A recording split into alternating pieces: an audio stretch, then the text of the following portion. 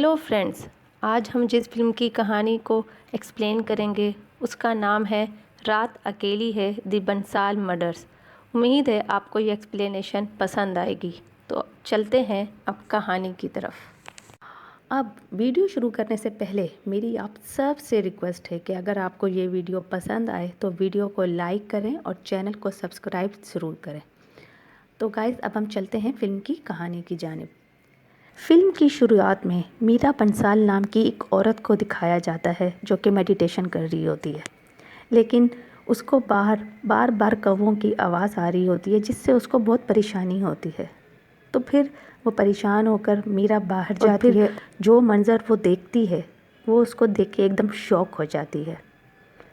फ़िलहाल हमें नहीं दिखाया जाता कि मीरा ने क्या देखा है एक्चुअली में, लेकिन मीरा के चेहरे पर हम खून टपकते हुए देखते हैं, जो ये बताता है कि यहाँ पर कुछ बहुत ही भयानक हुआ है। नेक्स्ट सीन में इंस्पेक्टर जातिल जादेव को दिखाया जाता है जो कि बंसाल फैमिली के फार्म हाउस पर आता है। यहाँ पूरी की पूरी फैमिली मंत्रा जाप और ध्यान में लगी हुई होती है। ये फैमिली गुरु माँ नाम की एक औरत पर बहुत ज़्यादा यकीन रखती है और गुरु माँ ही इन सबको ध्यान करवा रही होती है। जातिल जो कि इंस्पेक्टर है वहाँ एक बच्चे की तस्वीर को देखता है जिस पर माला चढ़ाई हुई होती है। तभी जातिल की मुलाकात परिवार के पीए रजत सेठी से होती है, जो इस फैमिली के बारे में काफ़ी कुछ बताता है। इस परिवार के हेड मरिंद्रा बंसाल थे और ये फैमिली एक बहुत मशहूर न्यूज़पेपर कंपनी चलाती है जिसका नाम प्रभात मंथान है। मरिंद्रा बंसाल के बेटे का नाम प्रशांत बंसाल है और जिस मीरा को हमने देखा था वो फ़िलहाल कंपनी की CFO है और मरिंद्रा बंसाल की पोती भी है। कहने को ये पूरा परिवार बहुत ज़्यादा धार्मिक और मजहबी और रिलीजियस दिखाया गया है। ये सब लोग गुरु माँ पर बहुत ही ज़्यादा यकीन रखते हैं। प्रार्थना के बाद जातिल फाइनली प्रशांत बंसाल से मिलता है और प्रशांत की बातों से हमें कुछ और चीज़ें समझ आती हैं। पहली बात यह कि फैमिली टाउन के DGP मिस्टर वर्मा को पर्सनली जानती थी और DGP वर्मा ही जातिल को इस केस पर काम करने के लिए भेजते हैं। GDP वर्मा जातिल से काफ़ी ज़्यादा सीनियर थे।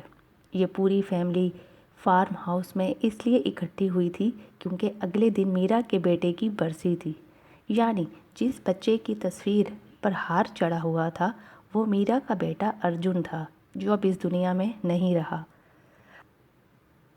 अब सवाल ये है कि पहले सीन में मीरा ने क्या देखा था। प्रशांत बंसाल का बेटा माधव सबको घर के ओपन एरिया में लेकर जाता है जहाँ बहुत से कौवे मरे हुए पड़े होते हैं और वहाँ एक न्यूज़पेपर पर एक सूअर का सर कटा हुआ पड़ा होता है। यही देखकर मीरा शॉक हो गई थी और गुरु माँ का कहना होता है कि ये किसी ने काला जादू किया है। जातिल फ़ौरन घर का CCTV चेक करता है जिसमें हम 2 आदमियों को देखते हैं जिनके चेहरे ढके हुए होते हैं कपड़े से, और ये दोनों दीवार पर चढ़कर अंदर आए होते हैं और सूअर का सर एक अखबार के ऊपर रख के वापस चले जाते हैं।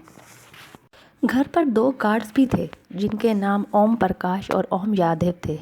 दोनों नाइट ड्यूटी पर थे, इस वजह से वो कल्प्राइट्स को पकड़ नहीं पाए। रही बात कौवों के मरने की, तो मरिंद्रा बंसाल रोज़ कौवों को खाना खिलाते थे और ज़रूर कौवों के पानी में ही कुछ मिलाया गया था जिसे पीने के बाद उनका ये हाल हुआ। जातिल फ़ौरन ही एविडेंस कलेक्ट करवाता है, इंक्लूडिंग वाटर सैंपल जो कौवों ने पानी पिया था। साथ ही इस जगह से थोड़ी दूर माल रोड पर 2 CCTV थे और उनकी फुटेज से शायद कल्प्राइट्स का पता लग जाए क्योंकि वो माल रोड की तरफ ही भागे होंगे। तभी जातिल को लोगों के चिल्लाने की आवाज़ आती है, जिसे चेक करने वो अपने जूनियर इंस्पेक्टर नंदू के साथ अंदर जाता है।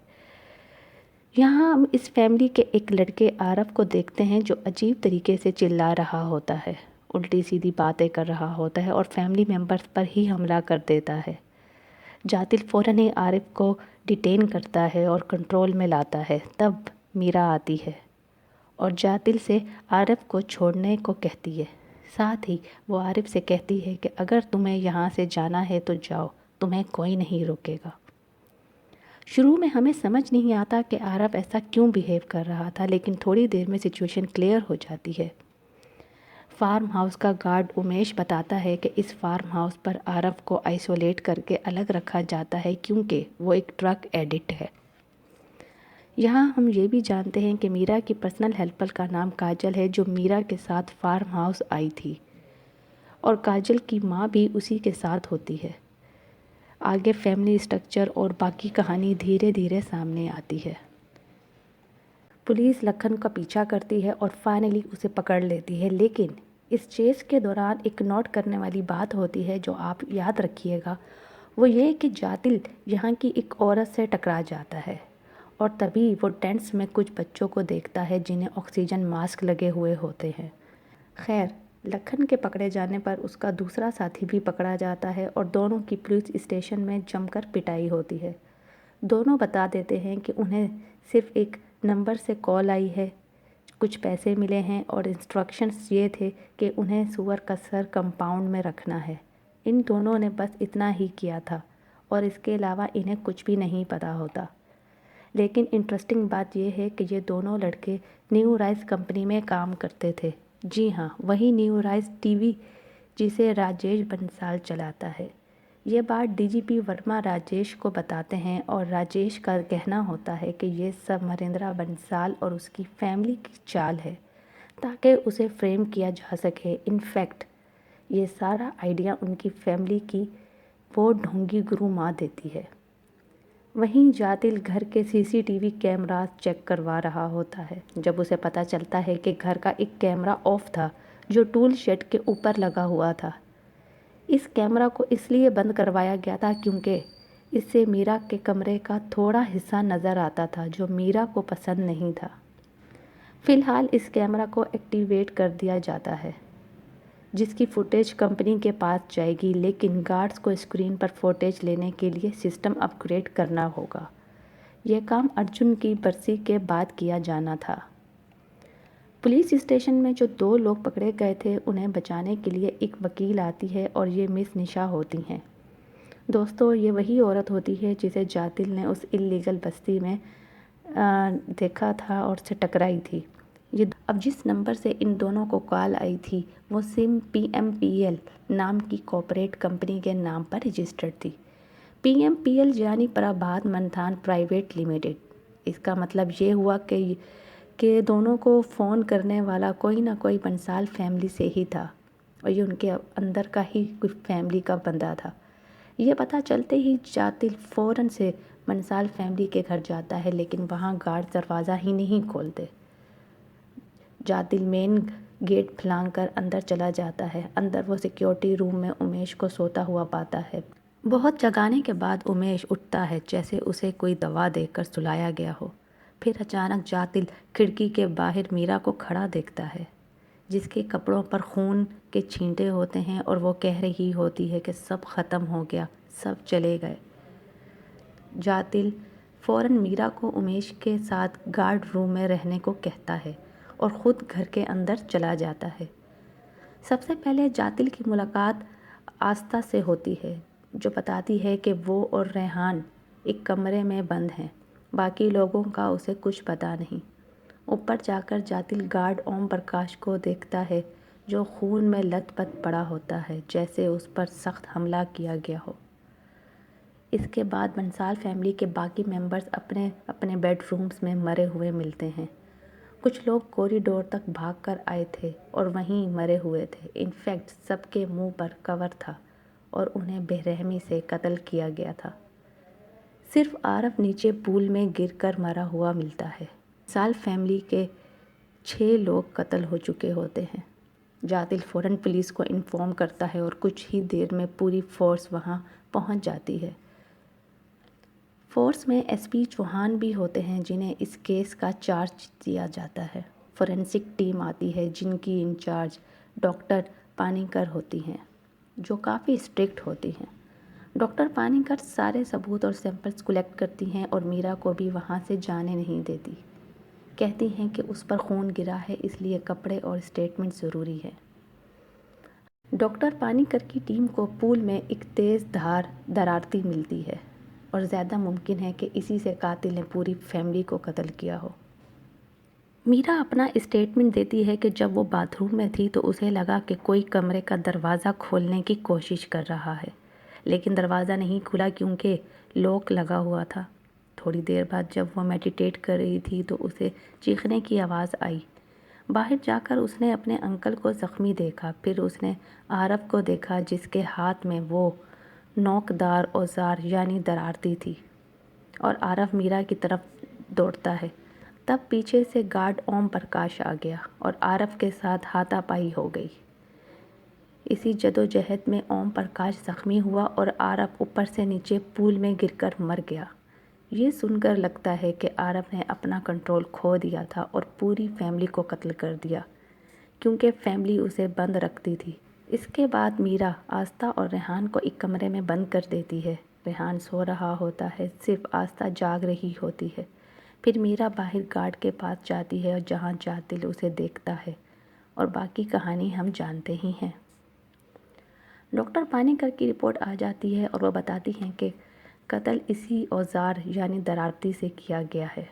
قاتل نے اس اوزار سے بار بار 6 وکٹمز پر حملہ کیا، جیسے اسے ان سے سخت نفرت ہو۔ عارف جو پرائم سسپیکٹ تھا، اس کی ناک میں ڈرگز ملتی ہیں، یعنی اس نے تھوڑی دیر پہلے ہی ڈرگز لیے ہوتے ہیں۔ اس لیے کیس ایک اوپن اینڈ شٹ کیس لگتا ہے کہ عارف نے ہی سب کو قتل کیا۔ لیکن جاتل کہتا ہے کہ کچھ وکٹمز اپنے بیڈ پر لیپ ٹاپ پر مرے ہوئے ملے، جو سجیسٹ کرتا ہے کہ انہوں نے اسٹرگل ہی نہیں کی، مطلب انہیں پہلے ہی کوئی سلانے والی دوا دی گئی تھی۔ اس لیے دوسرا گارڈ امیش بھی سو رہا تھا اور اٹھ نہیں رہا تھا، یعنی ان کیس اس میں قاتل کوئی اور ہے جو عارف کو فریم کر رہا ہے اور اس کو استعمال کر رہا ہے اپنے مقصد کے لیے۔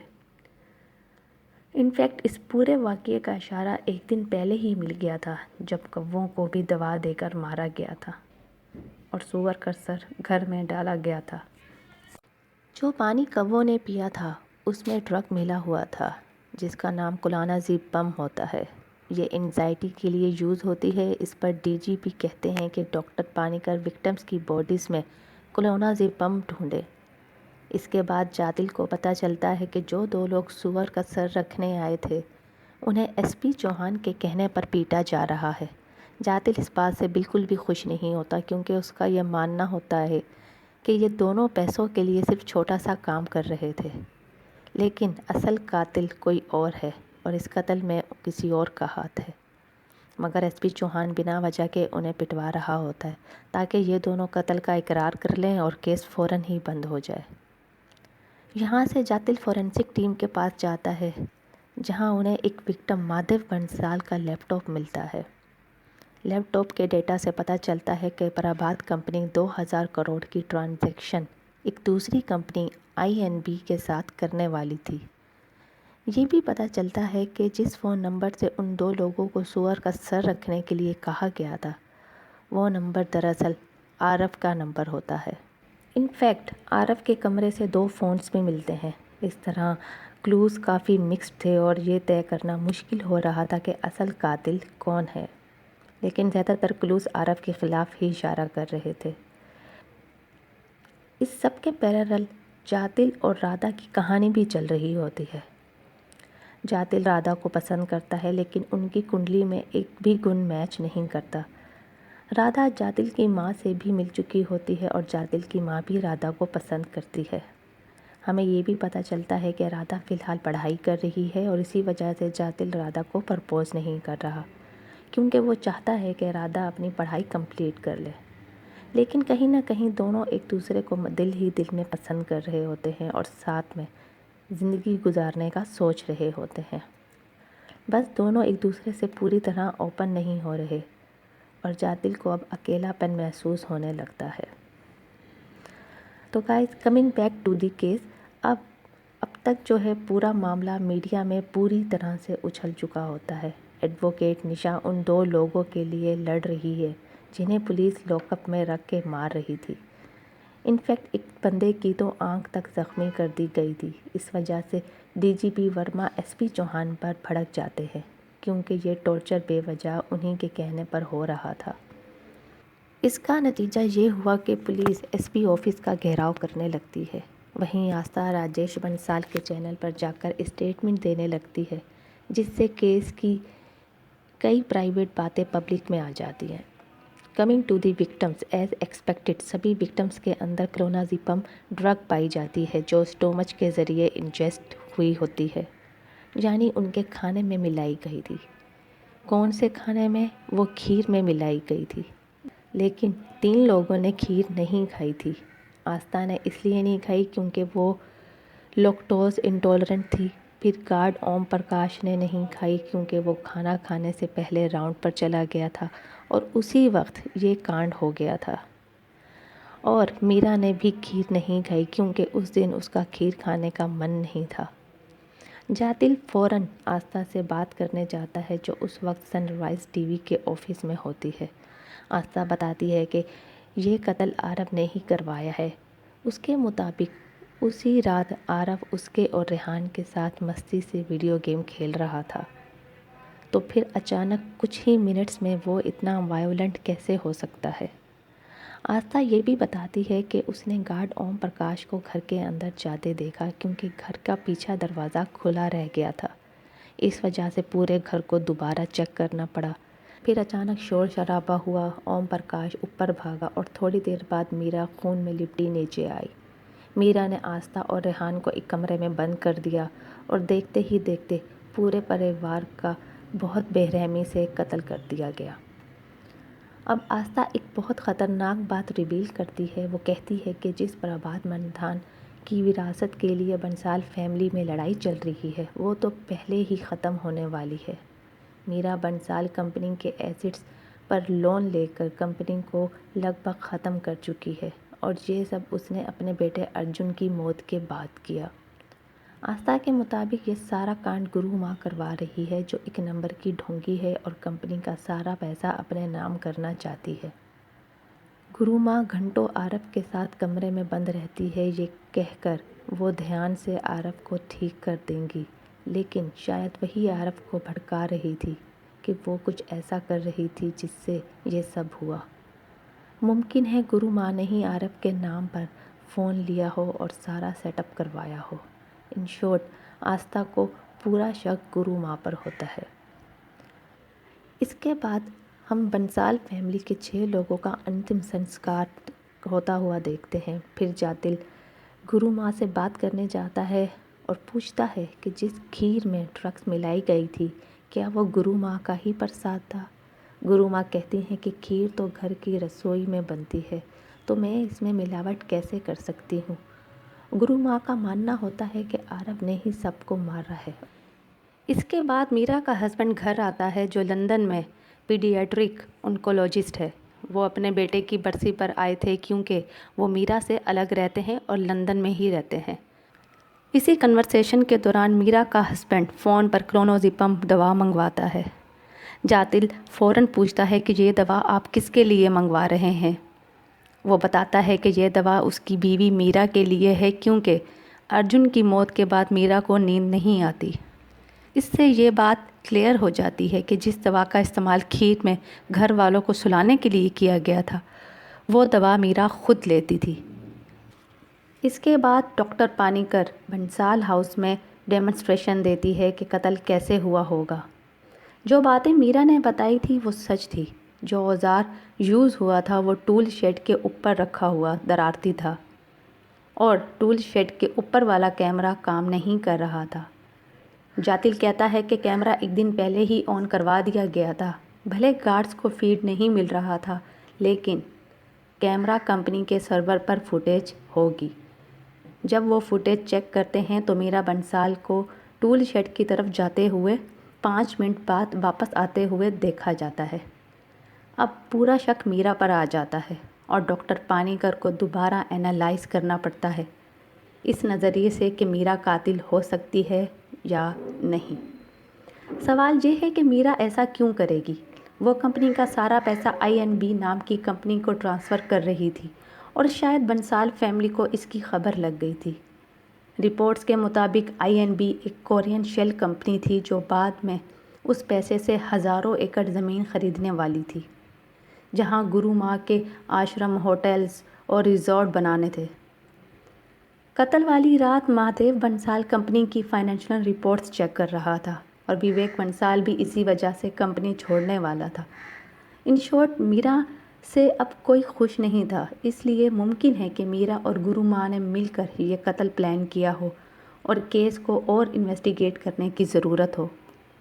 جاتل دوبارہ میرا سے پوچھ تاچھ کرتا ہے اور بتاتا ہے کہ ٹول شیڈ کے کیمرہ میں اسے میرا اس رات باہر جاتی ہوئی نظر آتی ہے۔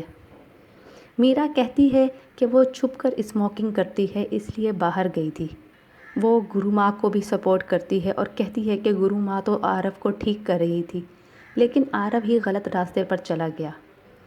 بعد میں جاتل پی اے رجت سے بات کرتا ہے جو بتاتا ہے کہ پربھات مندھان کو ایک چھوٹے اخبار سے بڑی برانڈ میرا نے ہی بنایا تھا، لیکن جب سے ارجن کی موت ہوئی میرا بالکل بدل گئی اور کمپنی کے پیسے ٹرانسفر کرنے لگی۔ اب سوال یہ ہے کہ ارجن کن حالات میں مرا جس سے میرا اتنی ڈسٹرب ہو گئی۔ جاتل ارجن کے ہیلتھ سرٹیفکیٹ نکلواتا ہے اور ڈاکٹر پانیکر سے چیک کرواتا ہے۔ ڈاکٹر پانیکر بتاتی ہے کہ ارجن کو اسٹریپٹوکوکس نمونیا ہوا تھا جو 10% کیسز میں جان لیوا ہوتا ہے۔ ارجن کو پہلے سے ایئر انفیکشن رہتا تھا جس سے رسک اور بھی زیادہ بڑھ گیا تھا۔ اسی دوران جاتل اور رادھا اور قریب آ رہے ہوتے ہیں۔ تبھی ڈاکٹر پانیکر کا میسج آتا ہے جو جاتل کو ملنے کے لیے بلاتی ہے۔ ان کی باتوں سے پتہ چلتا ہے کہ ارجن پچھلے سال 31 جنوری کو مرا تھا، لیکن 24 جنوری کو اسے اسکول سے فٹنس سرٹیفکیٹ ملا تھا جس میں وہ بالکل فٹ تھا۔ ارجن سوئمر تھا اور چیمپئن شپ میں حصہ لینے والا تھا، اس لیے یہ رپورٹ بنی تھی۔ اس لیے صرف ایک ہفتے میں اس کی حالت اتنی بگڑ جانا کہ آلموسٹ امپاسبل لگتا ہے کہ جب تک ایکسٹرنلی کچھ ایسا نہ ہوا ہو جس سے اس کی کنڈیشن اچانک خراب ہو گئی۔ میرا نے 28 جنوری کے اراؤنڈ ارجن کے ساتھ ایک پوسٹ بھی ڈالی تھی انسٹاگرام پر جہاں ارجن نیبولائزر لگا کر بیٹھا ہوا تھا۔ مطلب 24 جنوری سے 28 جنوری کے درمیان ہی کچھ ایسا ہوا ہوگا کہ ارجن اچانک سے بیمار پڑا۔ تب جاتل کو یاد آتا ہے کہ جب وہ اللیگل بستی میں نشا سے ٹکرایا تھا تو اس نے کچھ بچے نیبولائزر کے ساتھ دیکھے تھے، بالکل ویسا ہی آکسیجن ماسک کے ساتھ۔ اس لیے جاتل ڈیسائیڈ کرتا ہے کہ وہ نشا سے اس بارے میں بات کرے گا، شاید اس کے پاس اس سب کا کوئی جواب ہو۔ جاتل نشا سے ملتا ہے اور وہ بتاتی ہے کہ پچھلے سال 26 جنوری کو کیا ہوا تھا۔ اچانک سے ہاسپٹل میں کئی بچے ایڈمٹ کیے گئے کیونکہ ان کے اسکول میں ایسا کچھ ہوا تھا جس سے بچے بیمار ہو گئے تھے۔ دراصل اسکول میں 26 جنوری کو ایک فنکشن تھا جس میں چیف گیسٹ میرا بنسال تھی۔ میرا اسپیچ دے رہی تھی اور بچے ایک کمرے میں بند ہو کر اسپیچ سن رہے تھے۔ اس کمرے میں ایک مین ہول کور ہوتا ہے، یعنی گٹر کا کور، جہاں سے کوئی ہارمفل گیس لیک ہو جاتی ہے۔ اسی لیکیج کی وجہ سے بچے بیمار ہونے لگے۔ ویسے بھی کمرے میں جگہ کم تھی، سانس لینا مشکل ہو رہا تھا اور اچانک گیس لیک ہونے سے بچوں کو الٹیاں ہونے لگی اور انہیں ہاسپٹل لے جانا پڑا۔ اس حادثے میں کئی بچے مر گئے، کئی بیمار ہو گئے اور کئی آج تک بیماری سے جوجھ رہے ہیں۔ اب اگر آپ سوچ رہے ہیں کہ اسکول گٹر کے اوپر بنایا ہی کیوں گیا، تو اصل میں پوری بستی ہی اللیگل تھی اور ایسے میں اسکول بھی اللیگلی وہیں بنا دیا گیا جہاں تھوڑی سی جگہ ملی۔ اب یہ زہریلی گیس گٹر کے اندر آئی کیسے؟ پاس ہی ایک کورین ربر بنانے والی فیکٹری تھی جو اپنے ٹاکسک ویسٹ گٹر میں چھوڑ دیتی تھی اور اسی وجہ سے یہ حادثہ ہوا۔ حادثے کے بعد فیکٹری راتوں رات بند ہو گئی، سارے امپلائیز بھاگ گئے اور کیونکہ فیکٹری فورین تھی آج تک کوئی نہیں جان پایا کہ اس کا مالک کون تھا۔ اس سے کلیئر ہے کہ ارجن بھی اس گیس سے ایکسپوزڈ ہوا ہوگا جس کی وجہ سے اس کی طبیعت اتنی بگڑ گئی کہ وہ صرف ایک ہفتے میں ہی مر گیا۔ اب یہ سب سن کر ہم ویورز یہی سوچتے ہیں کہ پربھات گروپ کے اخباروں نے اس انسیڈنٹ کی رپورٹنگ کی ہوگی اور اس کمپنی کی دھجیاں اڑا دی ہوں گی جس کی وجہ سے گیس لیکیج ہوا، لیکن ایسا بالکل بھی نہیں ہوا بلکہ اس کے برعکس ہوا۔ پربھات مندھان نیوز پیپر میں اس نیوز کو لے کر کچھ بھی نہیں چھپا، بلکہ نہ صرف اس نیوز کو دبایا گیا بلکہ پورا نیریٹو ہی چینج کر دیا گیا۔ اس کا مطلب یہ تھا کہ کہیں نہ کہیں اس کورین فیکٹری سے پربھات گروپ ملا ہوا تھا، اس لیے ایک ایسی نیوز دبائی گئی جس میں نہ صرف بچے مرے تھے بلکہ میرا بنسال کا اپنا بیٹا بھی مر گیا تھا۔ یہ سب جان کر جاتل پہلے اس اللیگل شمشان میں جاتا ہے جہاں اس انسیڈنٹ میں مرنے والے بچوں کو دفنایا گیا تھا۔ پھر وہ سیدھا فیکٹری جاتا ہے اور وہاں اسے کچھ جلے ہوئے پیپرز ملتے ہیں۔ ان پیپرز میں کمپنی کی ڈیٹیلز ہوتی ہیں اور اس سے پتہ چلتا ہے کہ جس INB کمپنی کو میرا بنسال پیسے ٹرانسفر کرنے والی تھی وہ اصل میں یہی کورین کمپنی تھی۔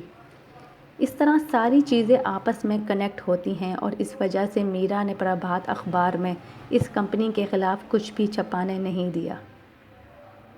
یہ سب پتہ چلنے کے بعد پھر سے میرا بنسال سے پوچھ تاچھ ہوتی ہے، لیکن میرا کا جواب وہی سیم ہوتا ہے۔ جاتل کلیئرلی کہتا ہے کہ اسے شک میرا پر ہی ہے کیونکہ میرا کی اسٹیٹمنٹ میں وہ کچھ زیادہ ہی لکی لگ رہی تھی۔ مطلب کسی طرح اس نے کھیر بھی نہیں کھائی۔ پھر قتل کے وقت صرف میرا کا کمرہ لاک تھا جس کی وجہ سے قاتل اس پر حملہ نہیں کر پایا، اور جب حملہ ہوا تو somehow guard Om Prakash آ کر میرا کو بچا بھی لیتا ہے۔ انفیکٹ کھیر میں جو سلانے والی دوا ملی وہ بھی وہی دوا تھی جو میرا خود لیتی تھی۔ اس کے علاوہ جاتل یہ بات بھی اٹھاتا ہے کہ میرا کا بیٹا کیسے مرا تھا، اور یہ سب اسکول کی گیس لیک والے واقعے کی وجہ سے ہوا تھا۔ اس واقعے کے بعد میرا کو فیکٹری، اپنے کام، پیسے اور فیملی سب سے نفرت ہو گئی کیونکہ اسی سب وجہ سے اس کا بیٹا مرا تھا۔ نہ بیٹے کو انصاف ملا اور نہ ہی وہ اخبار میں کچھ چھپوا سکی، اس لیے اب وہ پورے پربھات گروپ کو برباد کر رہی تھی۔ جب یہ بات بنسال فیملی کو پتہ چلی کہ میرا ایسا کرنے والی ہے تو پیسے ٹرانسفر ہونے سے پہلے ہی فیملی نے میرا کو کنفرنٹ کیا ہوگا۔ تب میرا نے پلان بنایا اور اپنے بیٹے کی برسی سے ایک دن پہلے ہی پورے پریوار کو ختم کر دیا۔ یہ سن کر میرا بھڑک جاتی ہے اور کہتی ہے کہ بھلے ہی اس کے بیٹے کے ساتھ غلط ہوا ہو، بھلے ہی وہ پیسے ٹرانسفر کرنے والی تھی، لیکن اس نے اپنی فیملی کو نہیں مارا۔ یہ کہہ کر میرا چلی جاتی ہے اور جاتل کی نظر ایک فوٹو پر پڑتی ہے جسے دیکھ کر وہ شوک ہو جاتا ہے۔ انفیکٹ اس فوٹو کو دیکھ کر جاتل کہیں نہ کہیں کیس سولو کر لیتا ہے۔ دوسری طرف راجیش بنسال گرو ماں کے گھر آتا ہے اور کہتا ہے کہ جو کچھ میرا نے ان کے نام کرنا ہے وہ سب راجیش بنسال واپس لے گا۔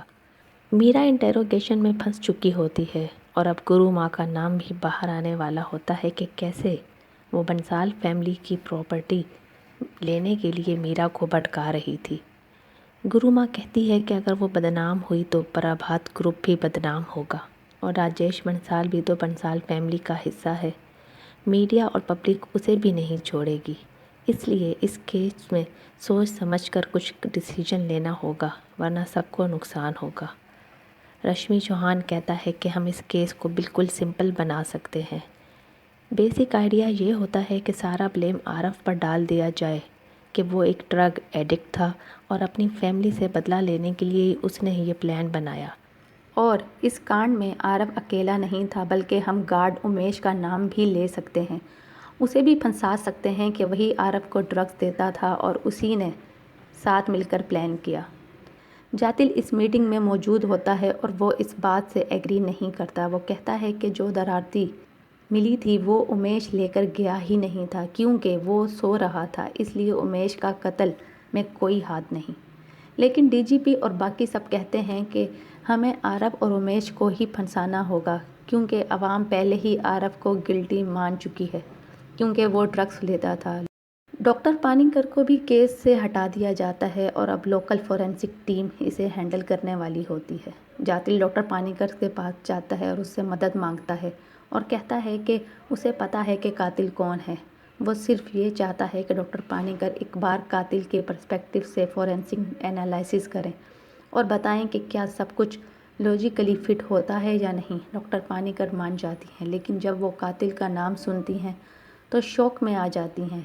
قاتل کون ہے یہ آپ کو تھوڑی دیر میں پتہ چل جاتا ہے۔ پھر جاتل سیدھا اس ہاسپٹل جاتا ہے جہاں گارڈ اوم پرکاش ایڈمٹ ہوتا ہے اور اب وہ ہوش میں آ چکا ہوتا ہے۔ جاتل سیدھا اوم پرکاش سے پوچھتا ہے کہ آخر اس نے بنسال فیملی کو کیوں مارا۔ ہاں دوستو، اصل قاتل گارڈ اوم پرکاش ہی ہوتا ہے۔ اوم پرکاش پھر سے وہی بات رپیٹ کرتا ہے کہ آرب نے سب کو مارا، میں تو روک رہا تھا، میں قاتل نہیں ہوں۔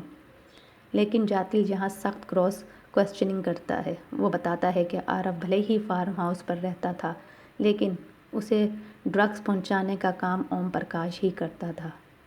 آرب ڈرگس لیتا تھا اور امیش ڈرگس لاتا ضرور تھا، لیکن آرب کو ڈرگس دینے کا کام اوم پرکاش ہی کرتا تھا۔ اوم پرکاش نے ہی آرب کے فون سے ان 2 لوگوں کو ہائر کیا تھا جو سور کا سر فارم ہاؤس میں ڈالنے آئے تھے۔ کووں کے پانی میں ڈرگس ملانے کا کام بھی اوم پرکاش نے ہی کیا تھا۔ اوم پرکاش پول شیڈ سے درارتی نکالتا ہے اور گھر کے اندر چلا جاتا ہے۔ وہ جان بوجھ کر پچھلا دروازہ کھلا چھوڑ دیتا ہے تاکہ بعد میں گھر چیک کرنے کے بہانے سے اندر جا سکے۔ اسی چیکنگ کے دوران آستھا نے بھی اوم پرکاش کو دیکھا تھا۔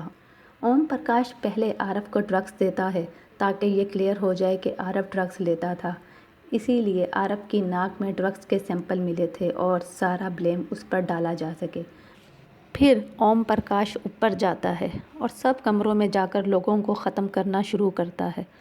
وہ بنسال فیملی کے لوگوں کے چہروں پر کپڑا ڈال کر انہیں مارتا ہے تاکہ خون کے چھینٹے اس کے کپڑوں پر نہ پڑیں۔ اب سوال یہ ہوتا ہے کہ اوم پرکاش نے یہ سب کیوں کیا؟ اس پوائنٹ پر اوم پرکاش اپنا جرم قبول کرتا ہے اور کنفیشن ریکارڈ کرواتا ہے۔ وہ بتاتا ہے کہ پچھلے سال 26 جنوری کو جو گیس انسیڈنٹ ہوا تھا اس میں اوم پرکاش کی بیٹی رنکی بھی مر گئی تھی۔ ارجن اور رنکی ایک ساتھ تھے۔ اس وقت اوم پرکاش بنسال فیملی کا ڈرائیور تھا۔ گیس لیک کے بعد میرا کے بیٹے ارجن کو لندن لے جایا گیا لیکن اوم پرکاش کی بیٹی رنکی کو یہیں مرنے کے لیے چھوڑ دیا گیا۔ اوم پرکاش نے بہت منت کی لیکن کوئی اس کی مدد کو نہ آیا اور کسی نے اس کی مدد نہیں کی۔ بنسال فیملی نے پوری نیوز کو دبا دیا۔ میڈیا میں یہ دکھایا گیا کہ غریب لوگ اپنے بچوں کو گندا پانی اور گندا کھانا کھلا دیتے ہیں، اسی لیے بچے مر گئے۔ فیکٹری کو راتوں رات بند کر دیا گیا اور کاغذ جلا دیے گئے۔ فیکٹری کے اونر کا کبھی پتہ ہی نہ چل سکا۔ جب باقی پیرنٹس نے آواز اٹھائی تو انہیں دھمکایا گیا کہ پوری بستی گرا دی جائے گی کیونکہ وہ اللیگل ہے۔ اسی ڈر کی وجہ سے سب چپ ہو گئے اور کسی کو انصاف نہیں ملا۔ تب اوم پرکاش نے فیصلہ کر لیا کہ وہ بنسال فیملی سے بدلہ لے گا۔ اس لیے اسے ڈرائیور سے ہٹا کر فارم ہاؤس کا گارڈ بنا دیا گیا۔ جب ارجن کی برسی کے لیے پوری family farm house I, Om Prakash نے سب کچھ پلان کر لیا۔ وہ کہ یہ ہوتا ہے کہ میرا اور 2 بچے بچ جاتے ہیں۔ آرب کے شور مچانے کی وجہ سے پلان تھوڑا فیل ہو جاتا ہے لیکن پھر بھی بنسال فیملی کے 6 لوگ مر جاتے ہیں۔ جاتل کنفیشن میڈیا میں لیک کر دیتا ہے۔ پورا سچ عوام کے سامنے آ جاتا ہے۔ راجیش بنسال ڈیمیج کنٹرول میں لگ جاتا ہے۔ گرو ماں پر بھی انکوائری بیٹھ جاتی ہے کیونکہ فیکٹری اس کے نام پر ہوتی ہے۔ آخر میں جاتل کو سسپینڈ کر دیا جاتا ہے۔ فلم کے اینڈ میں جاتل، رادھا اور ان کی فیملی کو ایک ساتھ دکھایا جاتا ہے۔ رادھا جاتل کے ساتھ زندگی گزارنے پر راضی ہوتی ہے۔ یہیں پر فلم ختم ہو جاتی ہے۔ تو گائز، یہ کہانی بدلے، انصاف اور سچ